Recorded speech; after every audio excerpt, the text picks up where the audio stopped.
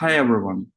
My name is Alexander Zalivako, and I'm the founder of From A to Z law firm. One of the areas of our expertise are sanctions, and in a series of presentations called Sanctions 360 Degrees, we will look into major sanctions economic regimes and the way they affect the lives of private individuals and corporations. Thank you very much for watching. We would look today into how international economic sanctions restrict trade in Russian natural gas. And more specifically, we would discuss briefly the relevant aspects of trade in Russian natural gas, both from the historical perspective and from the status quo today.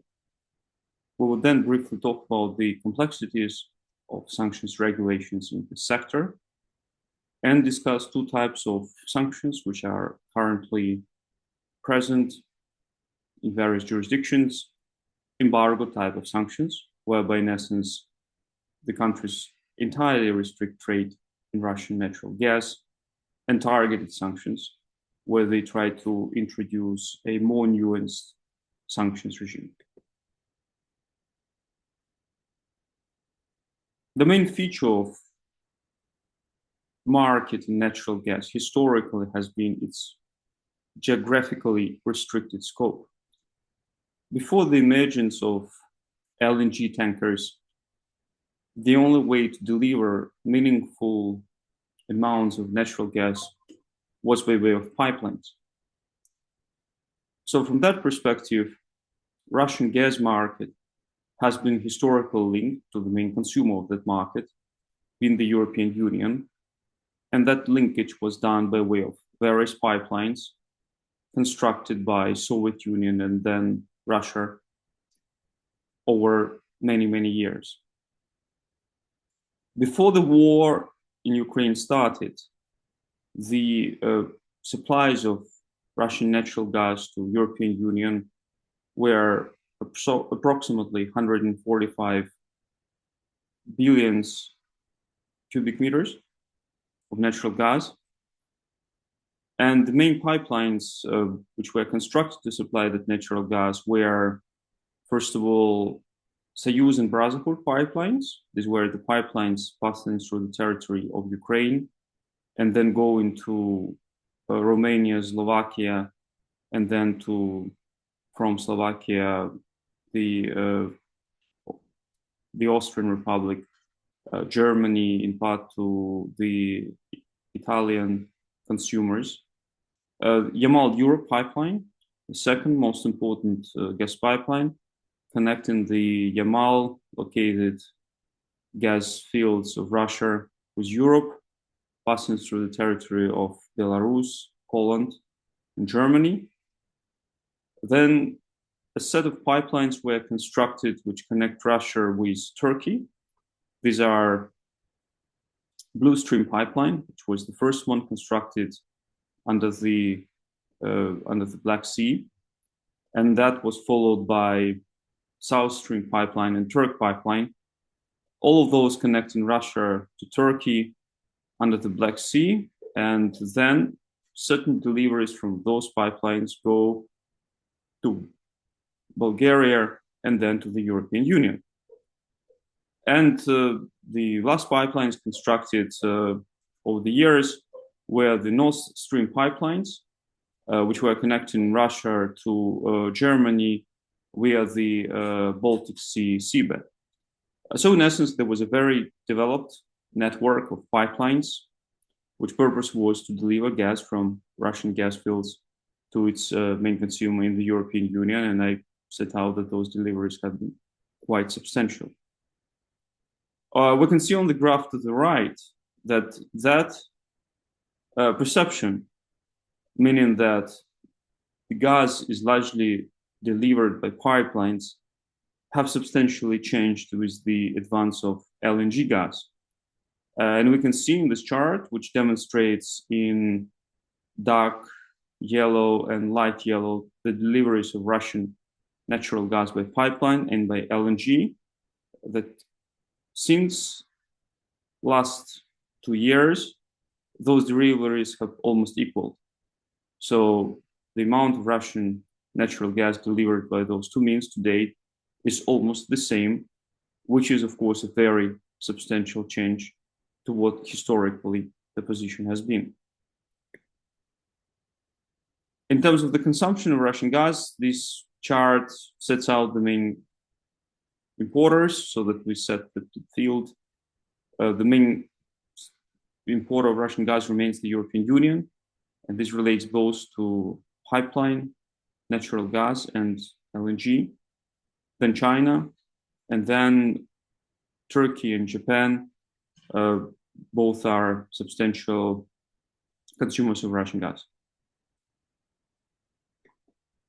So, with this economic background in mind, we need to summarize the complexities of setting out the sanctions regulations in the natural gas sector. As we can see, many countries and many regions have been historically dependent on Russian gas, like the European Union.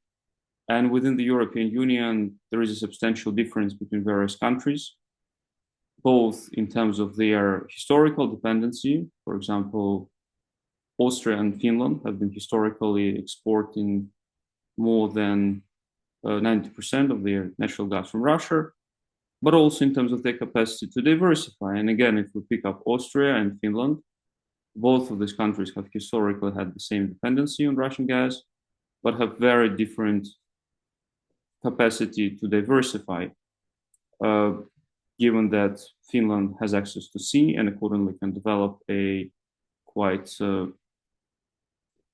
substantial import of LNG, and Austria is a landlocked country, and the same diversification option for this country may be more problematic. So obviously, if we take a broader perspective and look outside of the European Union, then there are some countries which are not being importing Russian gas at all, and furthermore, which are even competitors to the Russian natural gas on the world market. The most notable example here would be the United States, which are by now the largest exporter of natural gas in the world. And its export capacity is constantly increasing with additional tracks of LNG production facilities being commissioned on a regular basis. We can also see that the industry we're discussing has some specific features which need to be taken into account. One of those features is a very substantial number of investments which are required for the development of both gas fields, transportation facilities, being pipelines, and even to the extent the relevant country wants to rely on the import of LNG gas, the facilities related to the transportation of such gas are complex because they would require special tankers which can transport LNG, as well as regasification terminals which can subsequently regasify that LNG into the gas and then deploy it into the gas systems of the relevant jurisdictions. It takes time and money to build those infrastructural facilities, and accordingly, to make sure that these investments are worthy, the preference in industry is for long-term contracts, and the contracts to 20 to 25 years durations would be not uncommon. This certainly makes it more difficult to regulate that type of contractual relationship, because whenever sanctions are imposed which restrict the performance of the contract, this could expose the relevant operators to litigation risk. But it's not just about the litigation risk. It's also about the disruption of those chains of supply, which those operators relied on when they made the relevant investments. And it's not just about the development of gas fields or building complex pieces of infrastructure, but can be as simple as long-term transshipment contracts, which were concluded in reliance on the abilities of the relevant gas traders to supply Russian gas through the transshipment facilities in the European Union. By way of example, this is an area which may also be highly dependent on the original setup. Final point to think about when we talk about regulating supply of Russian gas to various markets is that gas is not just about energy security and the ability of local industries to have access to the alternative suppliers with a view to be more price competitive. It has also non-economic aspects like environmental transition. Within a short period of time, the jurisdictions may have no alternatives to gas, so they may need to have recourse to coal, which is a more polluting component of energy production. So from that perspective, the relevant policies have to consider multiple factors which result in very diverse decisions being taken by different jurisdictions where those factors prevail. We would look first at the United States and the way they approached the issue of trade in Russian gas. And the US, being the main exporter of gas, having no pipelines, obviously, with Russia, and have never exported Russian LNG, certainly could afford themselves to take a more radical and a more clean approach to the matter, meaning a complete trade embargo. So that's how the United States approached the matter. They quite quickly introduced a complete embargo on the importation of Russian LNG in the United States, as well as prohibited any investments by the US persons in the Russian LNG market. This was followed by more specific sanctions with respect to certain LNG producers in Russia or certain elements of infrastructure, like transshipment, for example. And that's, again, against the background of those factors which affect the choices of the jurisdictions we've just discussed, is somehow a logical response of a jurisdiction which is the main gas exporter in the world. And at the end of the day, following the disappearance of Russian natural gas or a substantial reduction of Russian natural gas from the European market, this place to a large extent is filled in by the United States LNG. Same approach was taken by the UK, which has never been dependent on the exports of Russian LNG. Again, an island nation, so no pipelines have historically been connecting the UK consumers of gas to Russian natural gas supplies by pipelines. So again, the country quite quickly basically put in place the same type of sanctions of the United States, which can be characterized as a trade embargo on Russian gas. So UK, as of now, equally prohibits all imports of Russian LNG into the UK and the provision of any related services with respect to such LNG supplies. And similar to the United States, there are more specific sanctions targeting the Russian LNG sector. Conversely, the European Union, been historically the main consumer of Russian natural gas, could not afford itself the same type of approach for the reasons we've discussed. It so happened that the consumption of Russian natural gas decreased over the last 3 years quite substantially due to non-sanctions issues, mainly the supply of gas through the Nord Stream 1 became impossible early after the commencement of war due to inability of Russia to have the relevant equipment necessary for creating pressure in Nord Stream pipeline repaired. The relevant equipment was coming from Canada, which is similar to the US and UK quite early on introduced embargo on trade in Russian gas and related equipment. So Nord Stream became unfunctional first for that reason, and later on there was an explosion in the pipeline which makes it non-functional. With respect to Yamal Europe pipeline, which was passing through Belarus, Poland, and Germany, following the nationalization of the Polish part of the pipeline, Russia refused to continue with the export of gas through that pipeline. And then again, it became unfunctional for that reason. Last year, end of last year, 31st of December 2024, the contract for the transportation of gas through the territory of Ukraine came to an end, and that was not extended. And so at this moment, the only supplies of Russian gas by pipeline to Europe continue actually through the Turkish pipeline system, where the Russian gas is supplied to Turkey, and then through Bulgaria is supplied to European countries like Hungary, Austria, Serbia, North Macedonia. So in essence, as of today, there are no restrictions at all on the trade in Russian pipeline natural gas.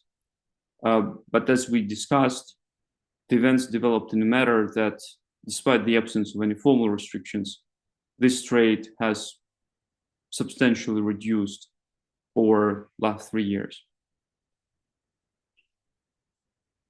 The focus, therefore, in the European regulation today is on Russian LNG, which has not decreased since 2022. And here, the first type of restriction which was introduced by the European Union is a limited import embargo on LNG, which is, though, very limited in scope and refers only to imports of LNG through those terminals which are not connected to the general EU gas system.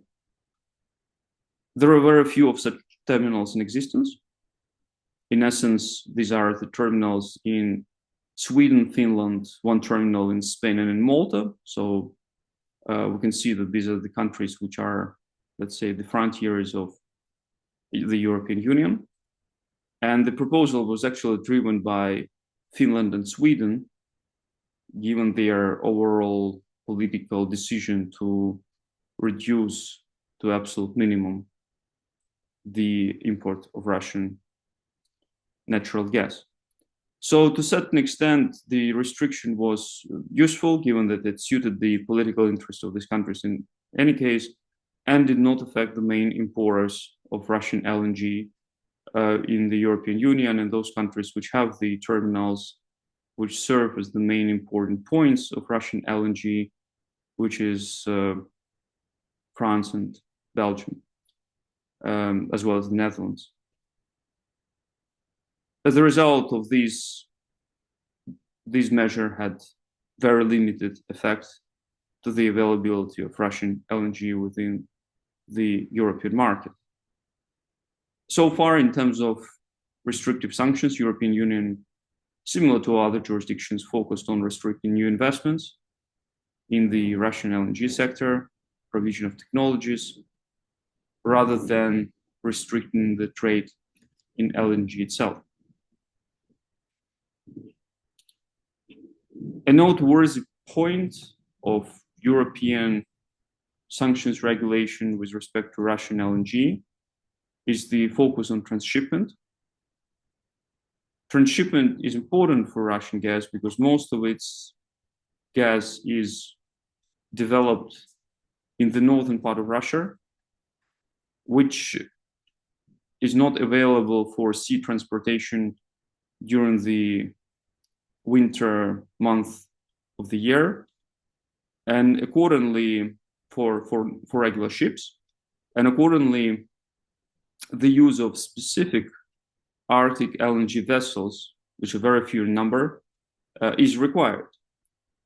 So from that perspective, for the purpose of delivery of Russian LNG from the points of its exploration to those markets where it's mostly consumed, being Asia in the first place, it's important that this LNG is transshipped from the original icebreakers and icebreaking LNG vessels, which can navigate at any time of the year, to the regular vessels.